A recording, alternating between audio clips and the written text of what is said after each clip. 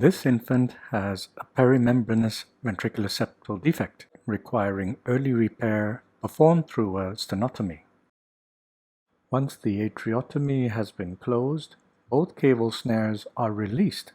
The aortic root cannula formerly used to supply cardioplegia has been venting the ascending aorta and the heart for some time now. The patient's heart is now starting to beat with a regular rhythm. Both the superior and inferior cable snares have been released and removed.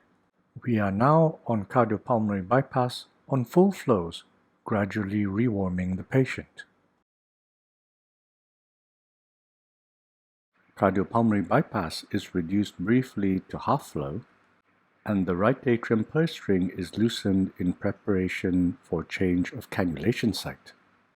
As the heart is gradually allowed to refill, the inferior cable cannulation site becomes hard to access. Therefore, the inferior cable cannula is removed. The cannula is then replaced in the right atrium, and full flow cardiopulmonary bypass can be resumed. The inferior cable cannulation site is secured by first tying the purse string and then reinforcing it with a monofilament suture.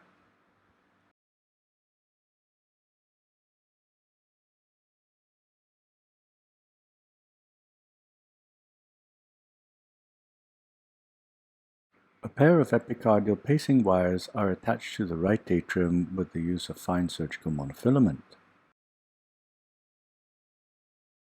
The needle ends of both wires are taken together and passed through the skin at the bottom of the wound to the right.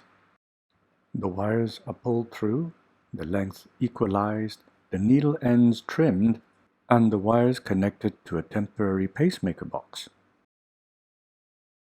Once the pacemaker box has been connected and is running, the heart rate of the patient is now governed by the pacemaker box, higher than it was before. A ventricular pacing wire is placed in the front wall of the right ventricle. The wire entry and exit points are oversewn with fine surgical monofilament. The wire is trimmed, doubly twisted, and the needle end is brought out through the skin below the wound on the left-hand side. It is adjusted for length, the tip trimmed, and the wire secured. The cardioplegic cannula snare is removed, and the first throw of a knot is placed underneath the hub of the cannula. The vent cannula is gently withdrawn, and the knot is completed. The cannulation site is reinforced by oversewing it with a monofilament suture. The vent cannula has been removed because the airing is complete. With the heart adequately deaired and paced to the appropriate rate on full flow cardiopulmonary bypass, we can continue to fully rewarm the patient. A second purse string is placed around the aortic cannula outside and in the opposite direction to the first one.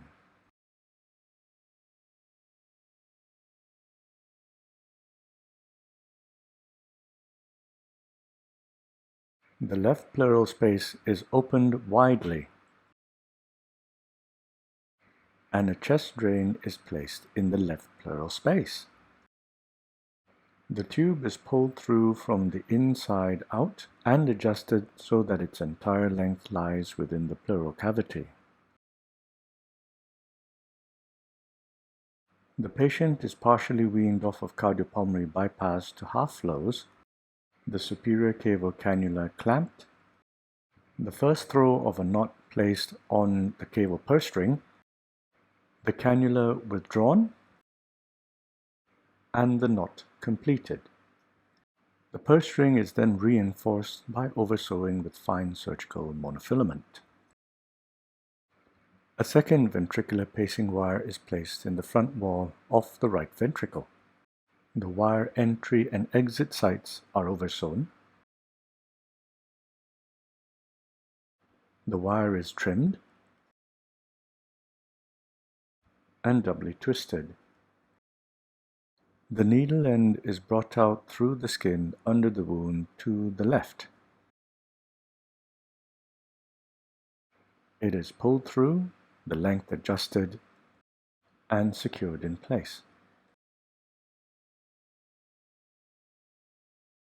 Once the patient has been warmed off of cardiopulmonary bypass, the inferior caval cannula in the right atrium can be removed. The cannula is first clamped, and then keeping gentle tension on the purse string, the cannula is withdrawn.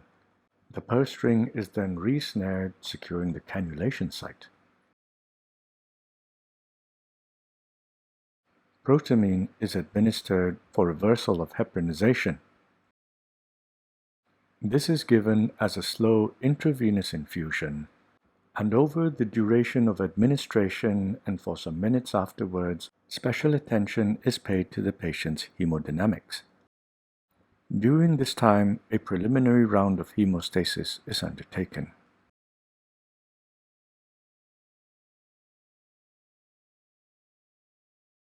With the patient stable and heparinisation fully reversed, the aortic return cannula can now be removed.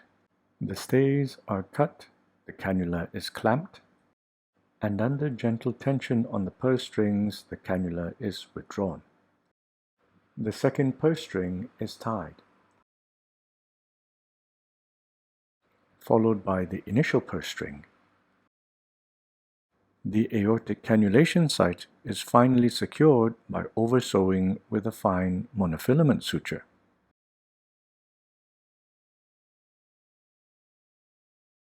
Lastly, the right atrium purse string is tied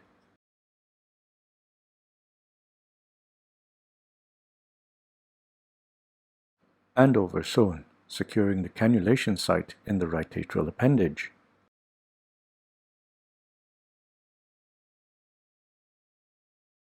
All of the cannulation sites and the suture lines are inspected one final time, as well as the sternotomy itself. A chest drain has been inserted and secured earlier in the right side of the chest, and now the final chest drain intended to rest in the anterior mediastinum is placed. Once hemostasis is complete, the mediastinal drain is placed and sternal closure can begin. The sternum is closed with braided absorbable suture, placed in an interrupted fashion. Once they've been placed, there's one final inspection made for hemostasis. Then the sutures are tied in turn, bringing the two halves of the sternum together.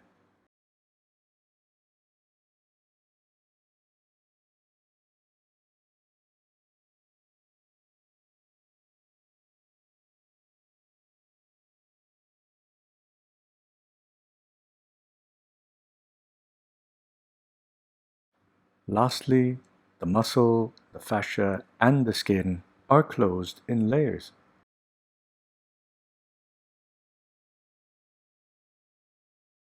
The final layer to be closed is the skin.